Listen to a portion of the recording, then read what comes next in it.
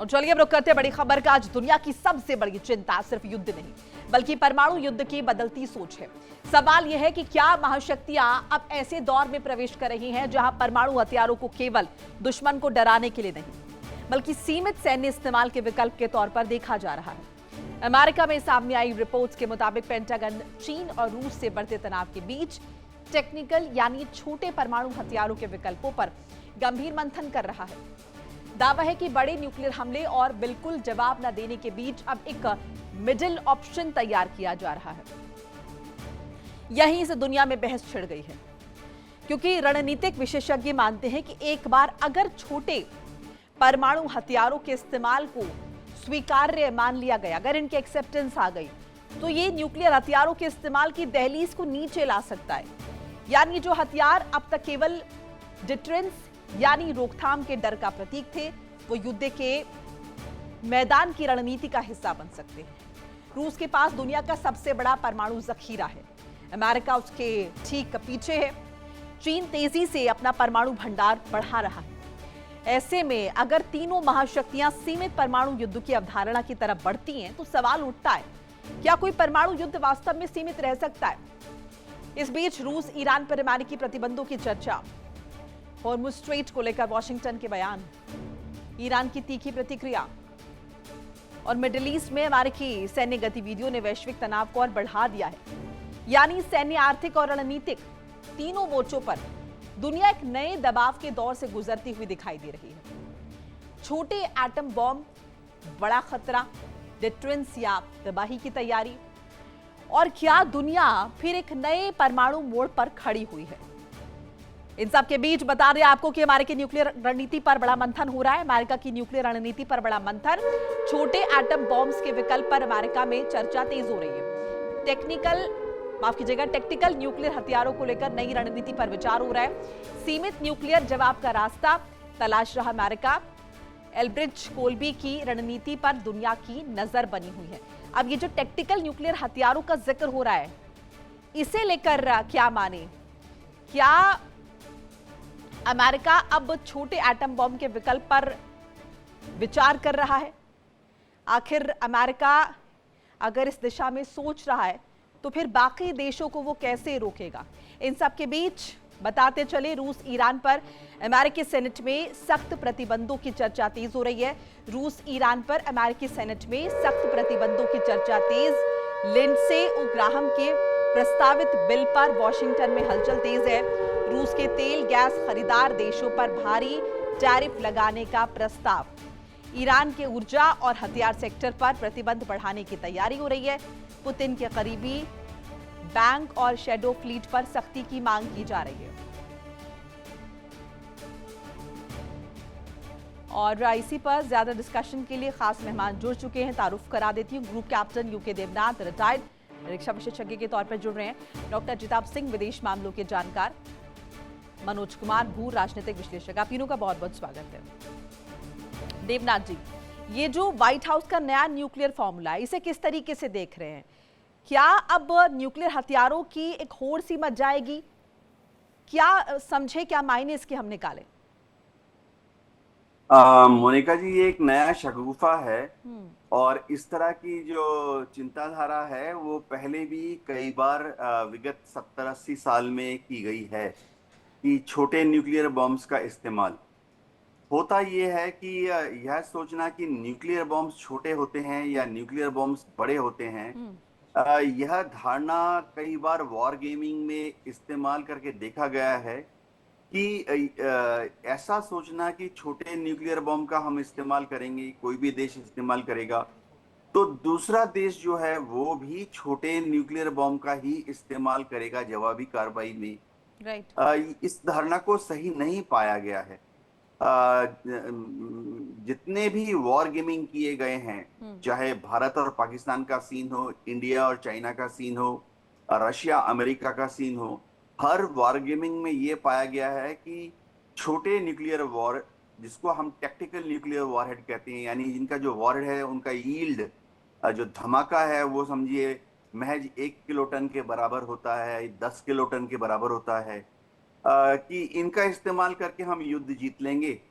लेकिन किसी भी समय ऐसा होता नहीं है। जैसे ही आपने एक छोटा सा न्यूक्लियर बॉम्ब इस्तेमाल किया, दुश्मन जवाबी कार्रवाई में दो ही चीज कर सकता है उसके बाद। पहली बात, या तो वो ज्यादा संख्या में छोटे न्यूक्लियर बॉम्ब छोड़ेगा। दूसरी चीज ये पाया गया है कि दुश्मन बड़ा, उससे बड़ा, यानी 100 किलो टन का या 1000 किलो टन का न्यूक्लियर बम छोड़ता है। कोई भी वॉर गेमिंग ऐसे नहीं मैंने अपने जिंदगी में देखी जिसमें, अब तो वॉर गेमिंग कंप्यूटर्स पर होती है। कंप्यूटर्स में पूरे इनपुट डाल दिए जाते हैं और कंप्यूटर डिसाइड करता है कि अगली कार्रवाई क्या होगी। एक भी कंप्यूटर ने ऐसा कभी जवाब नहीं दिया कि एक छोटे न्यूक्लियर बॉम्ब का जवाब दूसरा पक्ष भी सिर्फ एक छोटे बॉम्ब से दे। जी। अच्छा दिवनाथ जी, इसके इम्पैक्ट क्या होंगे जरा ये भी बताइए। आपने बताया कि विस्फोट के बारे में, लेकिन इसके अलावा अगर हम तबाही का जिक्र करते हैं तो चूंकि यहाँ पर नाम ही परमाणु, छोटे बॉम्ब का जिक्र हो रहा है, लेकिन परमाणु जो ये शब्द लगा हुआ है, इससे जाहिर है क्यूरोसिटी पैदा होती है।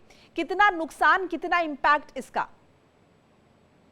जी हाँ मोनिका जी, जैसे हम नॉर्मली जो बॉम्ब गिराते हैं, जैसे मैंने अपने करियर में हैवीएस्ट बॉम्ब जो गिराया है ट्रेनिंग के दौरान, वो 1000 किलो का गिराया है। तो जो न्यूक्लियर बॉम्ब होते हैं, जो जब हम बोलते हैं एक छोटे न्यूक्लियर बॉम्ब का यील्ड 1 किलो टन है, उसका मतलब है कि 1000 बॉम्ब गिराए गए 1000 किलो वाले। तो उससे क्षति जो है वो थोड़ा सीमित होती है नॉर्मल बड़े न्यूक्लियर बॉम्ब के तुलना में। बड़े न्यूक्लियर बॉम्ब कैसे होते हैं? जैसे 1 मेगाटन, 10 मेगाटन, 100 मेगाटन।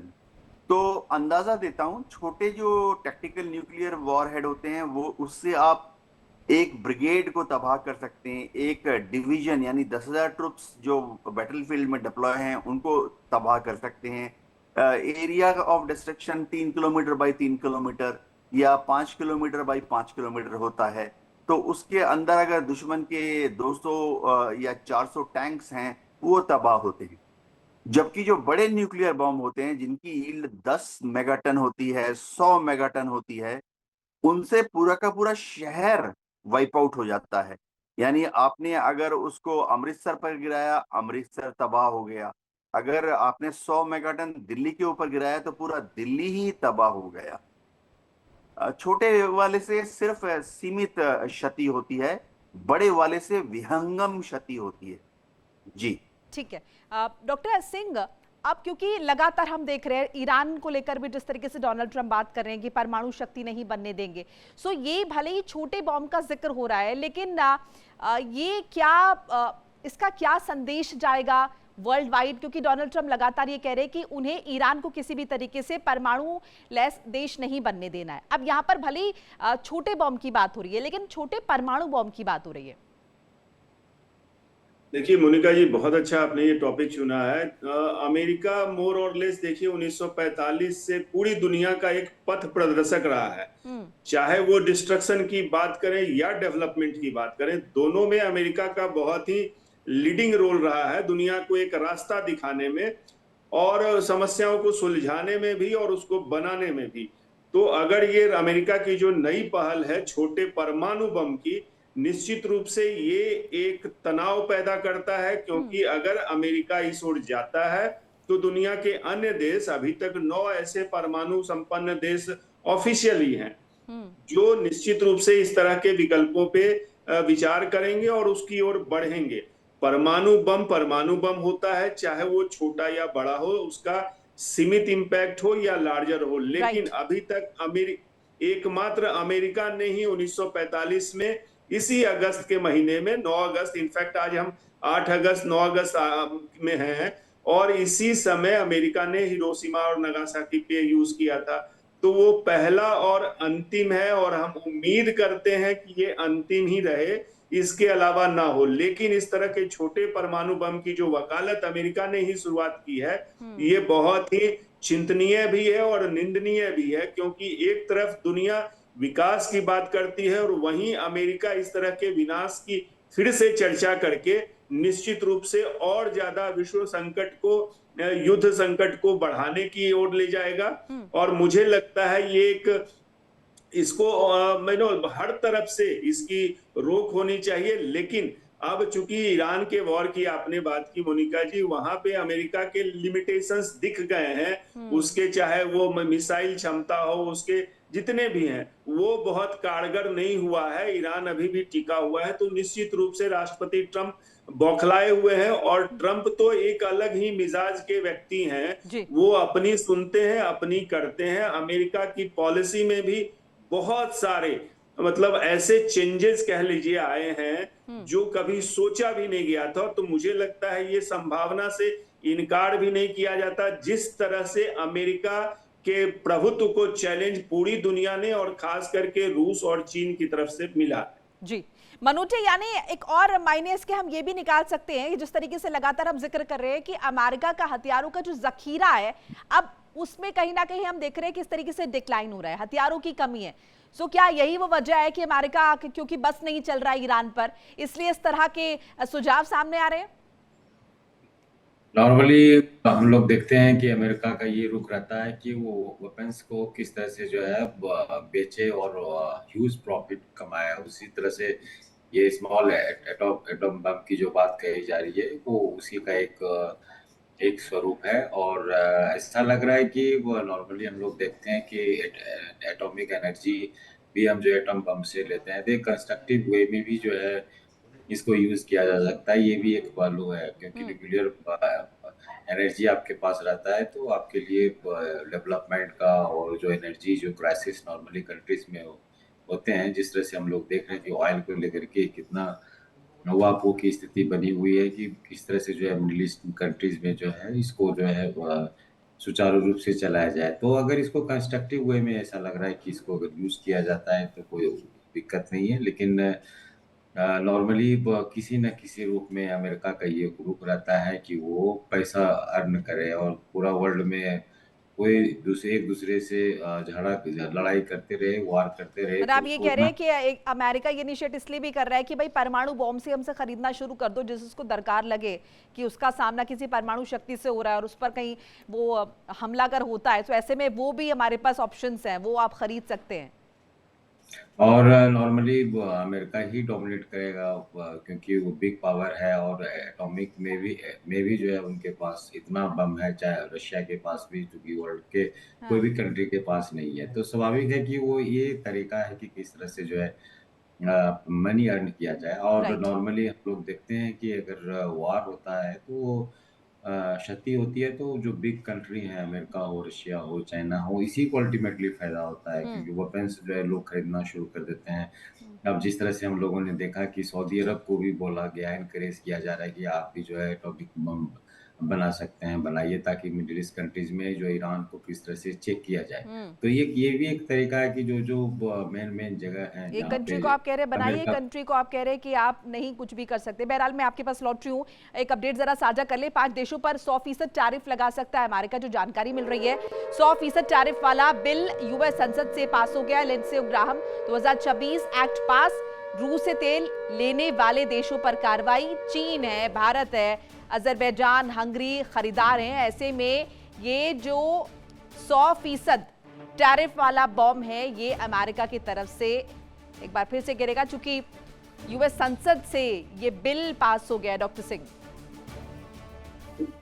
देखिए, ये लिंडसे ग्राहम जो अमेरिका के सीनेट मेंबर थे, जिनकी अभी हाल फिलहाल में मृत्यु हो गई थी, उन्हीं के प्रयासों से ये पास हुआ बिल। इनफैक्ट पेश किया गया था और अभी ये सिर्फ सीनेट में पास हुआ है। वहां इसको ओवरवेलमिंग मैं कहूंगा 86 मतों से पास हुआ है, जबकि 12 ने इसका अपोज किया। तो यस, ये अभी सीनेट में पास हो गया है। अब ये मुझे लगता है, जैसी खबरें थी और मेरी जानकारी के अनुसार, कि ये हाउस ऑफ रिप्रेजेंटेटिव में जाएगा और वहां से अगर पास होता है तब फिर राष्ट्रपति के पास। तो अभी इसके प्रोसेस हैं, लेकिन ये जिस तरह से 5 देशों को टारगेट किया गया और 100% उसको बढ़ाने की जो वकालत है, इसमें प्रोविजन है, निश्चित रूप से ये भारत के लिए खासकर चिंता की बात होगी, क्योंकि रूस से उसका एक बहुत बड़ा वो साझेदार भी रहा है और सपोर्टर भी रहा है। रूस से इस ऊर्जा संकट के दौर में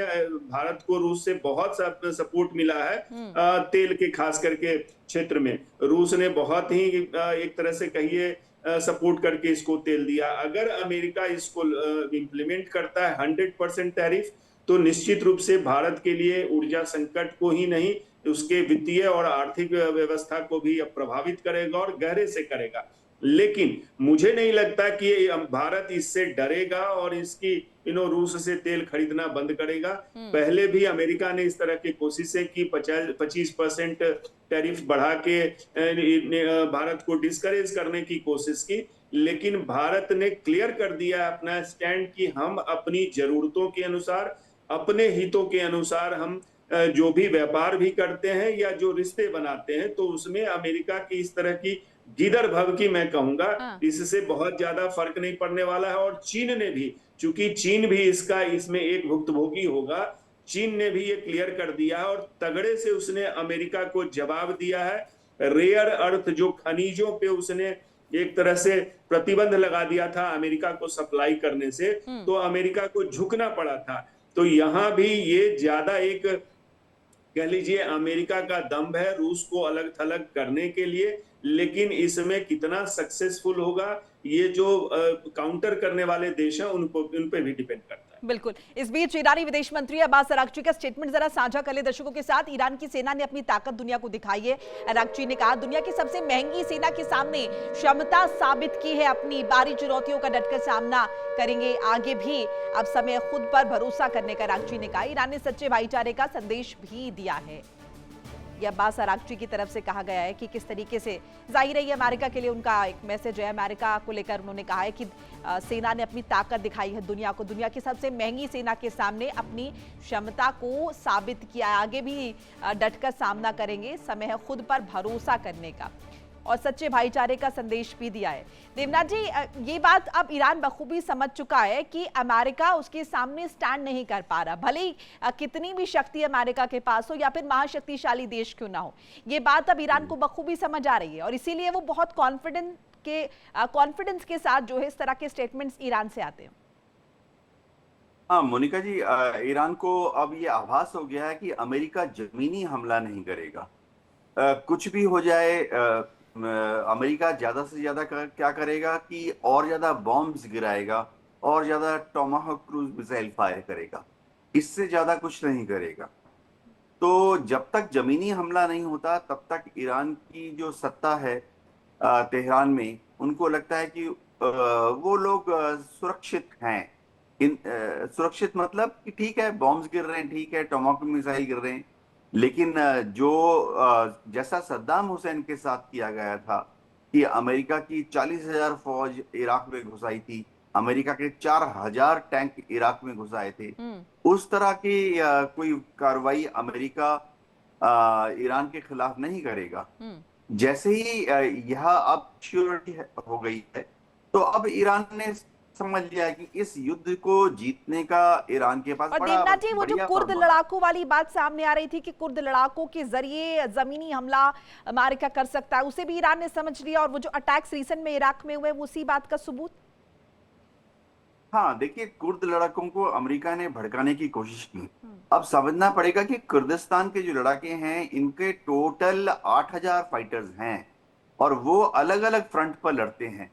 ये 8,000 जो कुर्दिस्तान के लड़ाके हैं वो कुछ तुर्की की तरफ लड़ते हैं, तुर्की का जो अनातोलिया प्रांत है, कुछ इराक में लड़ते हैं क्योंकि कुर्दिस्तान बनाने के लिए इराक के उत्तरी भाग को तोड़ना है, कुछ सीरिया के साथ लड़ते हैं क्योंकि सीरिया का जो उत्तर पूर्वी भाग है उसको तोड़कर कुर्दिस्तान बनाना है।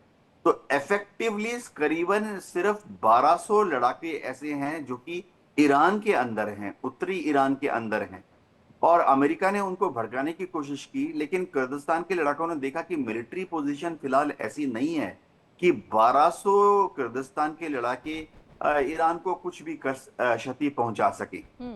जी ठीक है। इन सब के बीच हॉर्मुज जलडमरू मुद्दे को लेकर स्कॉट बेसेंट का स्टेटमेंट आया है। हॉर्मुज अब पहले जैसा कभी नहीं रहेगा, ये स्कॉट बेसेंट ने कहा। ईरान पर चोक पॉइंट बनाने की कोशिश का आरोप लगाया।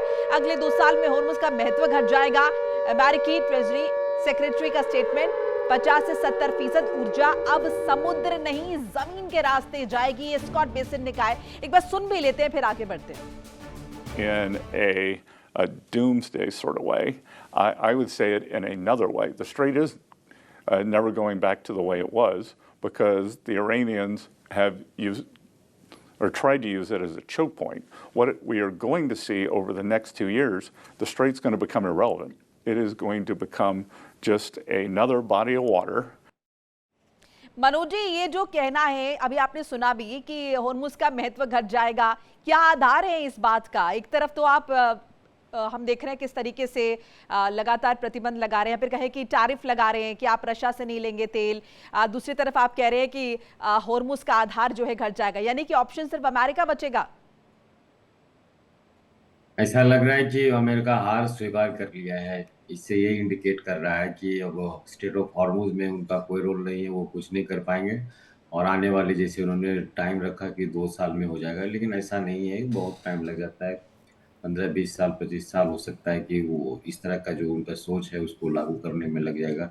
अगर इसी तरह का अगर होता ऑप्शन तो पहले ही हो गया होता, लेकिन ये चीज़ टेक्निकल चीज़ में होने में बहुत टाइम लग जाता है और ये इससे अब ऐसा ही लग रहा है कि अमेरिका ने ऐसा लग रहा है कि अमेरिका के लोगों में एक मैसेज भी जाएगा कि अब डोनाल्ड ट्रंप जो है कुछ एडवांटेज जो है ईरान में अचीव नहीं कर पा सकेगा। और जिस तरह से हम लोग देख रहे हैं कि 100% टैरिफ जो 5 कंट्रीज में लगाया है, जिसमें सभी महाशक्ति ही है इकोनॉमिकली, कई इंडिया, चाइना, जापान, रशिया, ये वर्ल्ड के मोस्ट पावरफुल कंट्रीज में आते हैं और इसमें भी ऐसा लग रहा है कि डोनाल्ड ट्रंप को खानी पड़ेगी, क्योंकि इसमें भी अमेरिका को ही अल्टीमेटली जो है लॉस होगा, इकोनॉमिक वे में भी लॉस होगा। अगर इंडिया जिस तरह से वो अगर 100% लगाता है और इंडिया भी अपना एक अदर ऑप्शन ढूंढता है, करता है, जिस तरह से हम लोगों ने देखा कि ब्रिक एक बहुत स्ट्रॉन्ग ऑर्गेनाइजेशन है, इसमें भी अगर हम लोग आगे चढ़ करके हम लोगों ने देखा कि रिसेंट डेज में मोदी जी भी जो है 2 चाइनीज प्रीमियर से मिले थे एक एससीओ मीटिंग में। इससे जो अमेरिका में एक थ्रेट आ गया कि अब इंडिया कहीं अमेरिकन लॉबी से वो चाइना या रशिया में फिर अगर जाएगा तो फिर अमेरिका के लिए परेशानी हो जाएगी। तो ऐसा लग रहा है कि ये मोमेंट्री चीज़ है, फिर रिविजिट जो है अमेरिका को करना पड़ेगा और जिस तरह से मोनोलॉग या वन साइडेड वे में अमेरिका का जो अप्रोच रहा है। मनोज जी, स्टेटमेंट भी तो बदल गया एक तरफ आप ये कह रहे थे कि होर्मुज को फिर से एकदम फ्री कर देंगे, लेकिन अब आपको लग रहा है कि फ्री तो आप करवा नहीं पाएंगे, तो अब आपने कहा है कि उसका कोई महत्व ही नहीं बचेगा।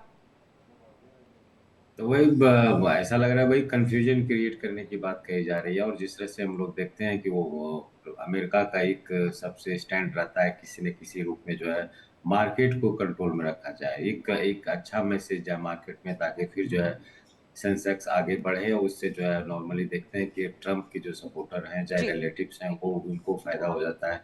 आज फ्राइडे है, वो फिर देखिएगा कि सैटरडे आ जाए और फिर इसी तरह का स्टेटमेंट पॉजिटिव आएगा और फिर जो है सेंसस बढ़ेगा, फिर वो फायदा होगा। ये एक पैटर्न हम शुरू से देख रहे हैं लगातार। एक और स्टेटमेंट जरा साझा कर ले स्कॉट बेसेंट का, ईरान पर अमेरिकी ट्रेजरी सेक्रेटरी ने क्या कहा है जरा बता दें। ईरान की आर्थिक गर्दन जकड़ रखी है हमने, खाद्य कीमतों में 150 से 180% की बढ़ोतरी का अमेरिकी दावा।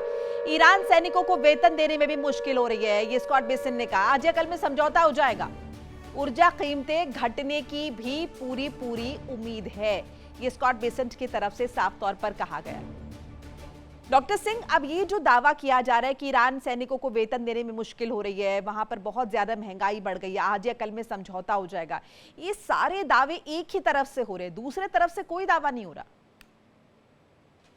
देखिए, निश्चित रूप से ये ऊर्जा संकट सिर्फ ऊर्जा संकट तक ही सीमित नहीं है, इसके व्यापक असर हैं और वो खाद्य की समस्या भी उससे जुड़ी हुई है, क्योंकि फर्टिलाइजर का 50% समझिए खाड़ी के देशों से हॉर्मुज के रास्ते आता रहा है।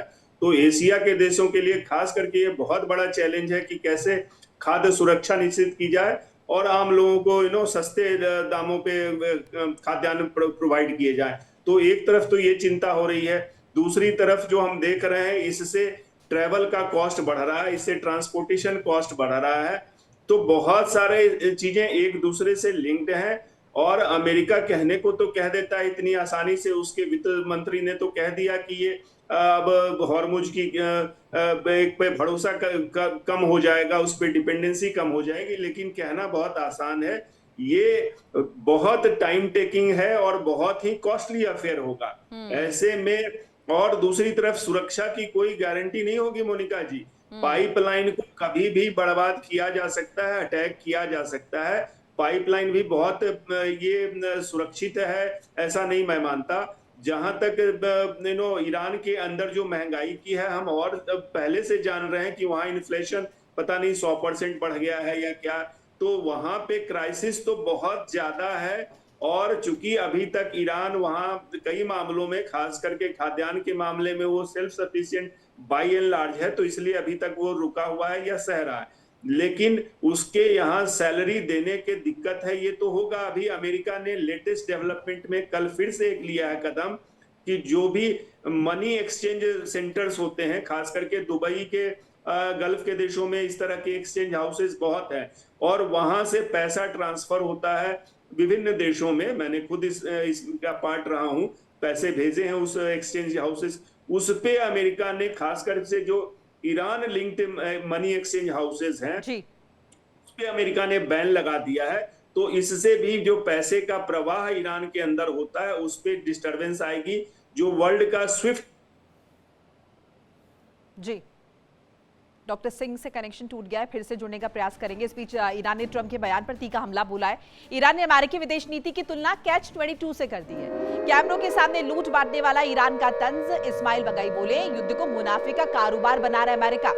ईरान की लूट सिर्फ कागजी जीत की ट्रॉफी है। लूट का दावा करने से पहले युद्ध जीतना पड़ता है, ये तेहरान ने कहा है। पहले युद्ध जीत तो लो, तब कहीं जाकर दावा करो कि युद्ध जीत लिया है। देवनाथ जी, ये तो हम सभी जानते हैं कि युद्ध को मुनाफे का कारोबार किस तरीके से अमेरिका बनाता रहा है पहले भी, और इसी बात का जिक्र यहाँ पर जो है ईरान करता भी नजर आया है। कैच 22 से लूट की तुलना कर दी है और साफ तौर पर कह दिया है कि अमेरिका सिर्फ लूटपाट करने के लिए हमारे देश में दाखिल हुआ है। हाँ मोनिका जी, देखिए इस युद्ध के बाद अमेरिका की पौबारा हो गई है। एक तो अमेरिका में कच्चा तेल और गैस का जो एक्सपोर्ट है वो 40% बढ़ गया है। तो दूसरा फैक्टर ये आ गया है कि इस युद्ध के बाद कच्चा तेल और गैस की कीमतों में बहुत ज्यादा इजाफा हुआ है। युद्ध के पहले अमेरिका जिस कच्चे तेल को आप समझिए $60 प्रति बैरल पर एक्सपोर्ट करता था, आज वह उसी कच्चे तेल को $85, WTI इंडेक्स की बात कर रहा हूँ, पे एक्सपोर्ट कर रहा है। दूसरी चीज है कि अब अमेरिका की डिप्लोमेटिक फैक्ट्री भी हो रही है पूरी दुनिया पे। दुनिया के सारे देश जैसे जैसे अमेरिका से ज्यादा कच्चा तेल और गैस आयात करना शुरू करेंगे, वो डिप्लोमेटिक और कूटनीतिक और आर्थिक वजह से अमेरिका के ऊपर ज्यादा से ज्यादा आश्रित हो जाएंगे। और इस युद्ध के बाद अमेरिकन वेपन मैन्युफैक्चरिंग जो इंडस्ट्री है उसकी तो बल्ले बल्ले हो गई है। मिलिट्री इंडस्ट्रियल कॉम्प्लेक्स वहां पर रोज दिवाली मना रहा है। इस युद्ध के शुरू होने के बाद से जो गल्फ कंट्रीज हैं वो भविष्य के लिए, अपनी सुरक्षा के लिए $6.5 बिलियन के अस्त्र शस्त्र अमेरिका से मंगवाने का सप्लाई ऑर्डर डाल चुकी हैं। तो भविष्य में भी और ज्यादा हथियार इन देशों को मंगाने पड़ेंगे, क्योंकि अमेरिका ने अब उनके मन में भय डाल दिया है। एक और क्यूरोसिटी, एक और सवाल ये भी उठता है कि अमेरिका जाहिर है वो अपने हथियार बेचता रहा है और आगे भी उसकी इस तरह की प्लानिंग है, लेकिन एक ऐसा देश जो हथियार संपन्न है या फिर खुद हथियारों की मैन्युफैक्चरिंग करता है, उसकी खुद की स्थिति इस युद्ध में क्या रही है? कैसे तो उनके हथियारों पर विश्वास करें और कैसे अमेरिका पर विश्वास करें, इस पर क्या प्रश्न चिन्ह नहीं लगेगा? हाँ देखिए, गल्फ कंट्रीज की दुविधा यह है कि उनके पास कुछ चारा नहीं है। अगर उनको एयर डिफेंस मिसाइल चाहिए तो चाइना से या रशिया से तो मिलेंगे नहीं। वो भारत से खरीदने की कोशिश कर रहे हैं, लेकिन भारत की अपनी प्रोडक्शन की एक लिमिटेशन है। हम जो अपने एयर डिफेंस वेपन्स बना रहे हैं जैसे आकाश, उसको तुरंत सप्लाई करने की पोजीशन में नहीं है। हमें अगर गल्फ कंट्रीज कोई लेना चाहता भी है तो उसको देने में हमें 2 साल या 4 साल का समय सीमा लग जाएगा। तो उनको घूम घाम के वही अमेरिका के पास जाना पड़ रहा है अपने को डिफेंड करने के लिए, अलग अलग वेपन सिस्टम्स खरीदने के लिए।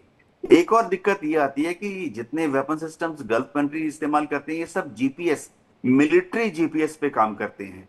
तो अगर वो एक हथियार समझिए भारत से ले लेते हैं या चीन से ले लेते हैं गल्फ कंट्रीज, तो अमेरिका अपना मिलिट्री जीपीएस उनको प्रोवाइड नहीं करेगा।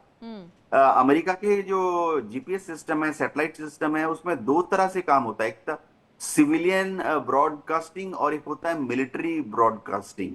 तो अमेरिका क्या करेगा कि अच्छा तुमने हिंदुस्तान का वेपन सिस्टम खरीद लिया है, हिंदुस्तान के वेपन सिस्टम को गाइडेंस देने के लिए हम तुम्हें मिलिट्री जीपीएस स्विच ऑफ कर देते हैं। तो बहुत सारी टेक्निकलिटीज और पृष्ठभूमि में हाथ मरोड़ने वाली पॉलिटिक्स आ जाती है। जी बिल्कुल। इन सब के बीच सेंटकॉम ने यूएसएस मिशन की समुद्री गश्त की तस्वीर एक जारी की है और मिडिल ईस्ट में अमेरिकी उद्पोत यूएसएस मिशन सक्रिय है। सेंटकॉम का दावा 51 व्यापारिक जहाजों का रास्ता बदला गया है। अमेरिकी सेना का दावा 2 जहाजों को निष्क्रिय किया गया है। सेंटकॉम के मुताबिक 2 जहाजों पर चढ़कर कार्रवाई की गई है। मनोज जी, कुल मिलाकर अभी क्या स्थिति आपको नजर आ रही है, क्योंकि एक साथ बहुत सारे डेवलपमेंट्स हो गए हैं, टैरिफ वाला भी हम देख रहे हैं, फिर ईरान को लेकर ये कहना कि 1-2 दिन में बातचीत हो जाएगी, इस बात का फिर से जिक्र हुआ है। दूसरी तरफ लगातार ये भी बताना कि हम किस तरीके से सक्रिय हैं। ऐसा लग रहा है कि जिस तरह से इलेक्शन जो है नजदीक आ रहा है और कुछ न कुछ अचीवमेंट मागा सपोर्टर जो उनको रहे हैं और जो रिपब्लिकन है उनको वो कोशिश ये रहा है कि किसी तरह से जो अचीवमेंट दिया जाए या किसी कंट्रीज पे टैरिफ के रूप में जो है इम्पोज किया जाए, ताकि जो है वो मागा सपोर्टर को एक जो उनका एक साइकोलॉजिकल है कि हम सुप्रीम ग्रेटेस्ट पावर है वर्ल्ड का और हम जो चाहते हैं वो करते हैं। तो इस तरह का ऐसा लग रहा है कि वो अप्रोच अपनाया हुआ है ट्रम्प एडमिनिस्ट्रेशन। लेकिन कुछ न कुछ कहीं ना कहीं रूप में जो है जो उनको एक एडवांटेज चाहिए था, चाहे युद्ध के रूप में हो चाहे टैरिफ के रूप में हो, जिस तरह से सुप्रीम कोर्ट ने भी, जब हम लोगों ने देखा लास्ट टाइम कि सुप्रीम कोर्ट का भी रहा कि आप टैरिफ ऐसे नहीं लगा सकते हैं, उसमें डोनाल्ड ट्रम्प एडमिनिस्ट्रेशन पे एक बहुत बड़ा दब्बा लग गया था। तो किसी न किसी रूप में वो अचीवमेंट शो करना चाह रहा है, कुछ एडवांटेज शो करना चाह रहा है, लेकिन कुछ मिल नहीं रहा है। इस तरह से हम लोग लग रहा है कि वॉक होगी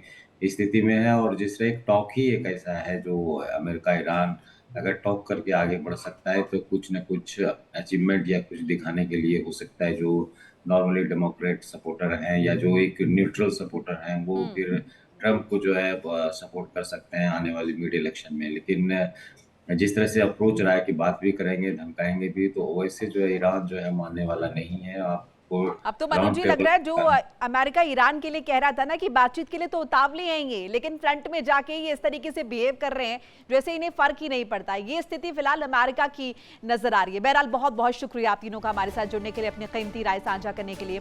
इंडिया डेली के माध्यम से घटनाक्रम तेजी से बदल रहा है। देखना होगा कि 1-2 दिन का जो दावा है बातचीत का, क्या वाकई में वो सकारात्मक बातचीत हो पाती है, क्या अपनी बातें डोनाल्ड ट्रंप मनवा पाते हैं, या फिर ईरान जो है वो भारी पड़ता है।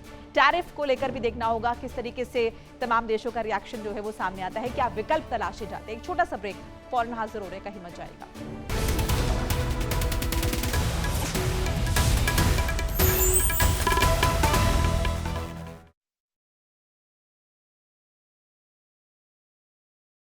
देखिए इंडिया डेली 24/7 अब आपकी स्मार्ट टीवी पर।